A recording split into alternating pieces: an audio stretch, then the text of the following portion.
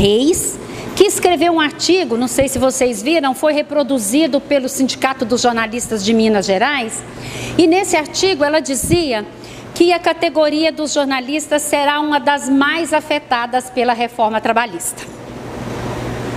E eu vou dizer que não. Para espanto de todos, eu vou dizer que não. E por que não?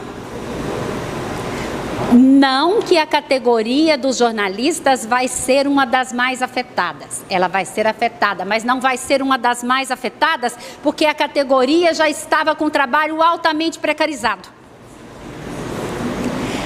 Antes da reforma trabalhista, nós já enfrentávamos esses males que, infelizmente, agora estão colocados para todos os trabalhadores brasileiros.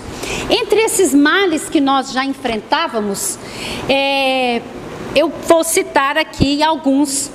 E como o meu tema se refere a jornalistas em assessoria e jornalistas em mídia, eu até separei aqui. Jornalistas de mídia, pejotização. As grandes redações do Brasil, principalmente do eixo Rio e São Paulo, há décadas já obrigavam os jornalistas a constituírem uma empresa fictícia, né? E aí essas empresas de comunicação contratavam a empresa fictícia de um só, né, para burlar a legislação trabalhista. A pejotização também ocorre nas assessorias de imprensa. Tá? O freelancer. Ora, freelancer é uma coisa que o jornalista muitas vezes fala com orgulho. Eu sou freelancer. E não sei se vocês sabem, mas atualmente a grande maioria dos correspondentes de guerra são freelancers, não são mais correspondentes. São trabalhadores freelancer que vão literalmente arriscar as suas vidas sem qualquer proteção ao seu trabalho. Qualquer. Ele não tem nem mesmo salário. Ele vai vender a reportagem pronta, a fotografia, o vídeo para uma empresa de interesse, uma agência de notícias que se interesse por pagar o trabalho dele.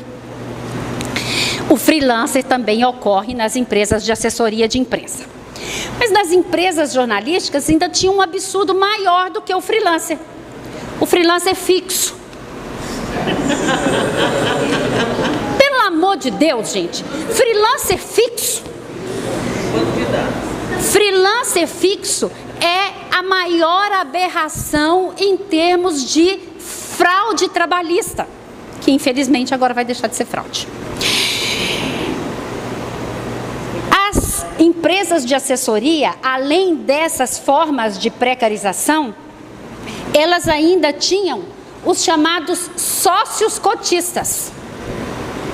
Para não pagar vamos dizer, salários, 13º, férias, verbas rescisórias, etc., etc., os donos de empresas, muitas vezes nossos colegas jornalistas, né, ofereciam uma cota societária para o seu trabalhador. E o seu trabalhador achava que estava tendo um upgrade, virei sócio. Mas esse upgrade, essa sociedade, era simplesmente para que ele tivesse menos direitos, menos salários, menos renda.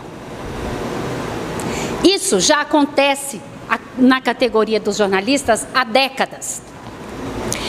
E os bancos de horas, que como bem lembrou o Dr. Carlos Chagas. Banco de horas é uma praga que já assola a categoria dos jornalistas também há décadas. E essa categoria dos jornalistas, eu posso dizer por experiência própria, em alguns lugares do Brasil, fez inclusive o enfrentamento aos sindicatos, derrotando as direções sindicais e obrigando a constituição de bancos de horas. Isso aconteceu no meu estado, Goiás, onde nós, como sindicato, fomos frontalmente contra o banco de horas. E a categoria foi para dentro do sindicato reivindicar que o sindicato aceitasse banco de horas. Então, as coisas acontecem nessa categoria e nós temos que fazer uma análise crítica de tudo que nós viemos aceitando esses anos todos para a gente partir para uma nova etapa. Agora, a situação, obviamente, está muito pior. Por quê? Porque tudo isso que nós, sindicatos, nós, Federação Nacional dos Jornalistas, denunciávamos como fraude trabalhista e que de alguma forma se constituía como passivo trabalhista, principalmente a pejotização, todo PJ, quando se desligava, entrava na justiça e ganhava todas as verbas rescisórias. Então, o que antes, nós denunciávamos como fraude, mas havia ainda uma nova chance para o jornalista.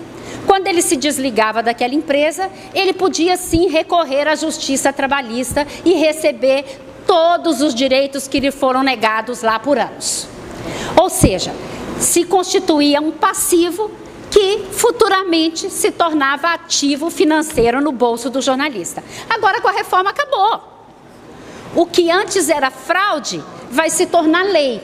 O que antes era passivo trabalhista se tornou perda real de renda para o trabalhador, que vai ser ainda mais pauperizado, porque não resta a menor dúvida, se não tem direitos trabalhistas garantidos, se a justiça do trabalho será para poucos e em poucos casos, haverá ainda mais achatamento salarial.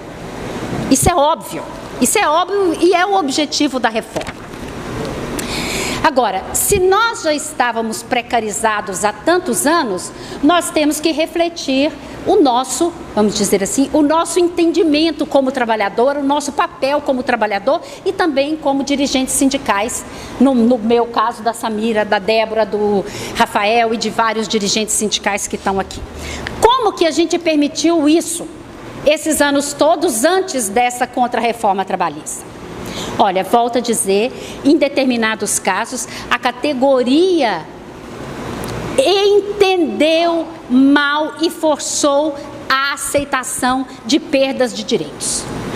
E aí eu quero citar um caso recente que aconteceu também no meu estado, em Goiás. Assim que passou a contra-reforma trabalhista, um jovem jornalista, que inclusive já foi dirigente sindical, um jovem jornalista que tem uma empresa de assessoria de imprensa, ligou para o sindicato e perguntou: e agora, com a reforma trabalhista, eu ainda tenho que pagar piso? A reforma trabalhista ainda nem entrou em vigor, um jovem jornalista, pequeno empresário, já queria deixar de pagar o piso de jornalista para os jornalistas contratados. Eu queria citar um outro exemplo.